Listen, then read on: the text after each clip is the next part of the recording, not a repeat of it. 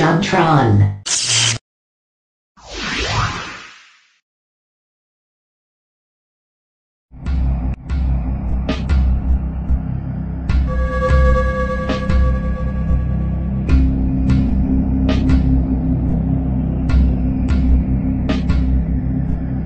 Hey, Joe and Mac.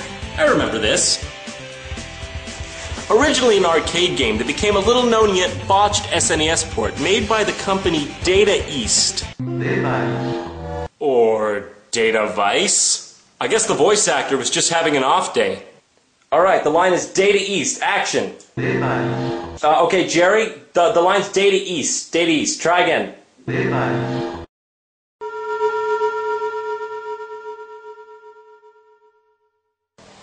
I feel somewhat compelled to revisit this game. Let's dive in, shall we?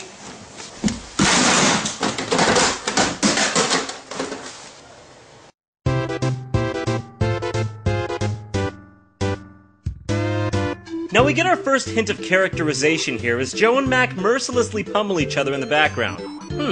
You can choose from 1, 2, or 2-player super, but super mode is hardly as advertised. It just makes it so you can beat the shit out of your partner and stand on his head?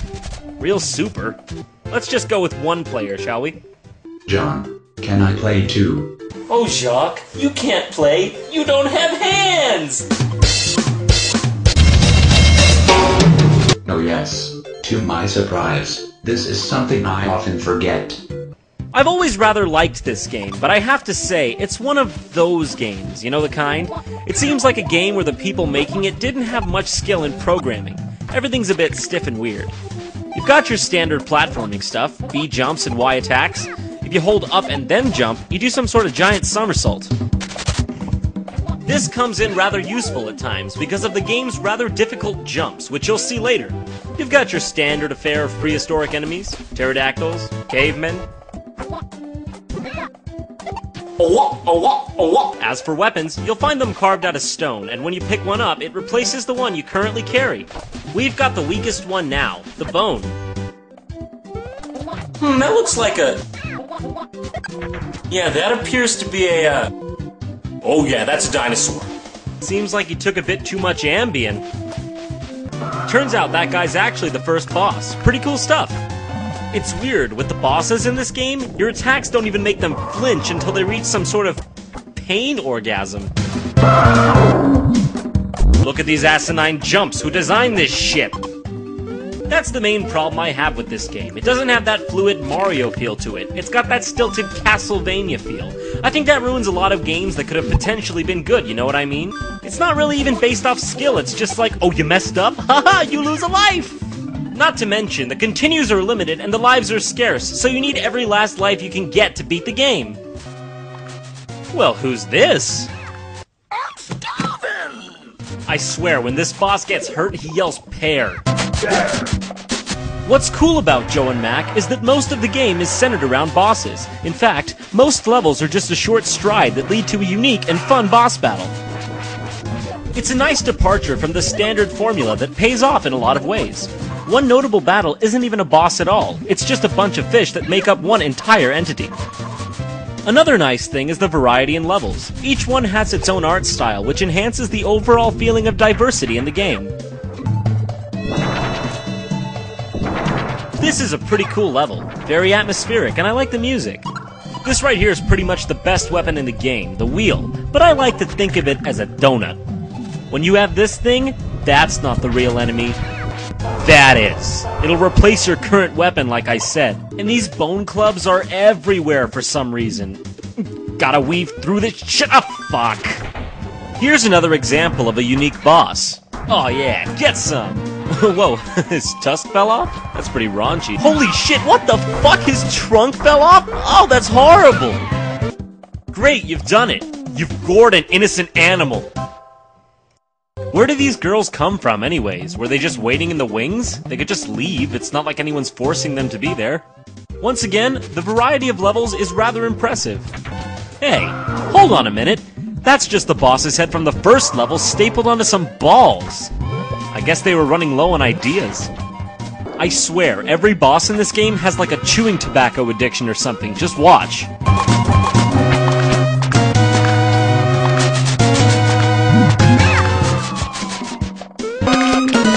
know what's always a great thing to add into your game? Undodgeable attacks. Oh, hey, awesome, a bonus stage! Oh, cool, got my health back. Oh, okay, it filled up after, like, 1. Okay, just, like, 1 was fine. Well, here we have the final stage. Oh, god damn it, another one? Did they really have to recycle the same boss 3 times? Not to mention, this one's hard as gravy train tits. Tight, we beat it with half a heart and 0 lives to spare. Talk about good fortune. So, Joe decides for whatever reason that it's a good idea to go inside this dinosaur. And awesome, it's like a level inside of him. Shit, we died. Well, we better continue.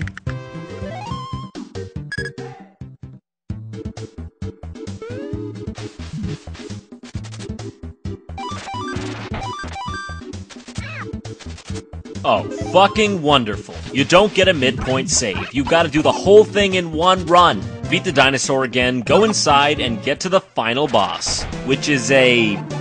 devil thing? What? So we beat him. Yeah. Oh, never mind. He just pulled a bayonetta on us. I really love this. The music finally changes from the normal boss music to this kind of psychedelic tone.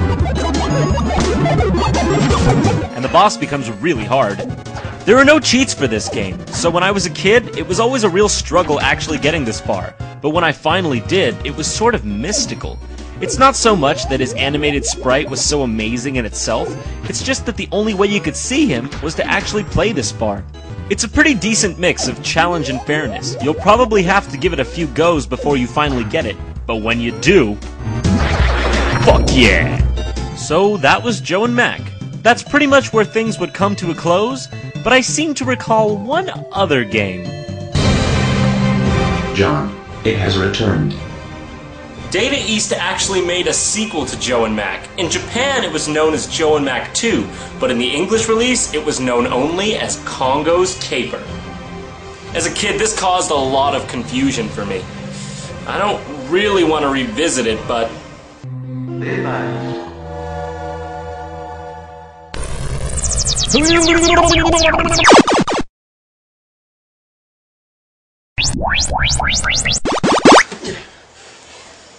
John, how did we escape? I just left. That seems too easy. I just left. Congo's Caper. You're apparently a monkey fucking around and shit when 2 red balls fall from the sky and turn you into monkey people? Pulitzer worthy. Well, here you have it, ladies and gentlemen. Joe and Mac 2?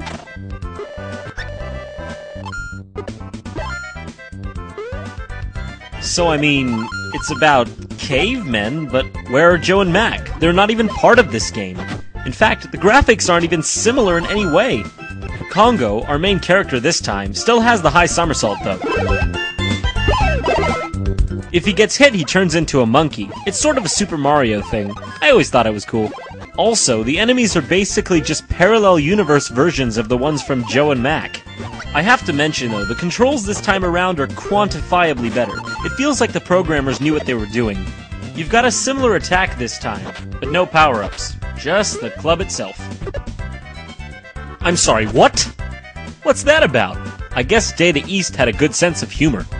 After reaching the boss stage, you notice something a little funny.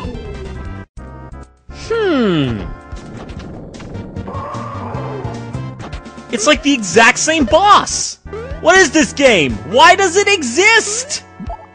If you get 3 of those red gems like we saw in the beginning, you turn into a...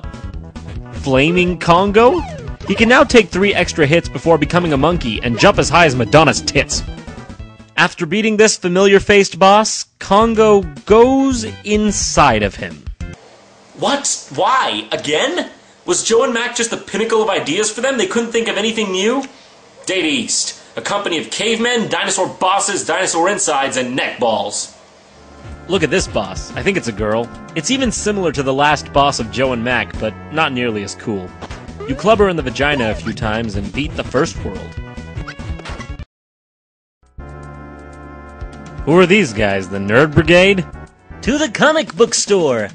As it turns out, those unintimidating fellows are the bosses for the next 4 levels, which you can pick in your own order. Fire World, Water World, Spooky World, Japan World. What is it with Japanese games and having Japan-themed levels? American games don't have America-themed levels. Although that would probably be pretty cool. I have no idea what to think of it. None. Why did they make it? Did they think no one would notice how weirdly similar it was? And also, in Japan, why was it called Joe and Mac 2 if it has nothing to do with Joe and Mac? John C. Stennis. Motherfucker.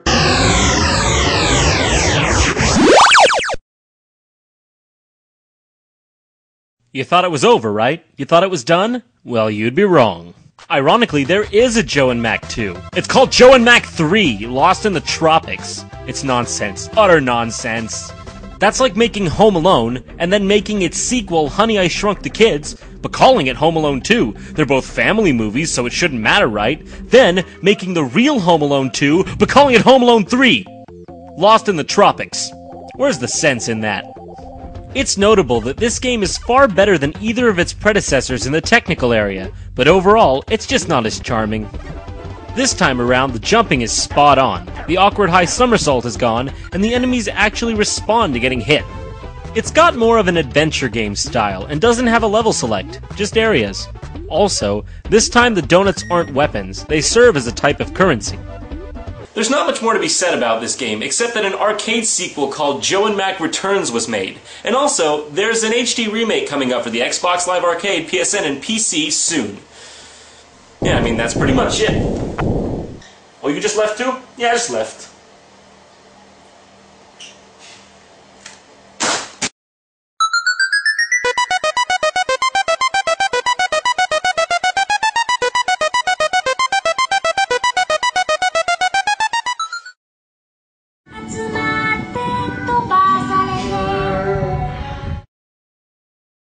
Great job.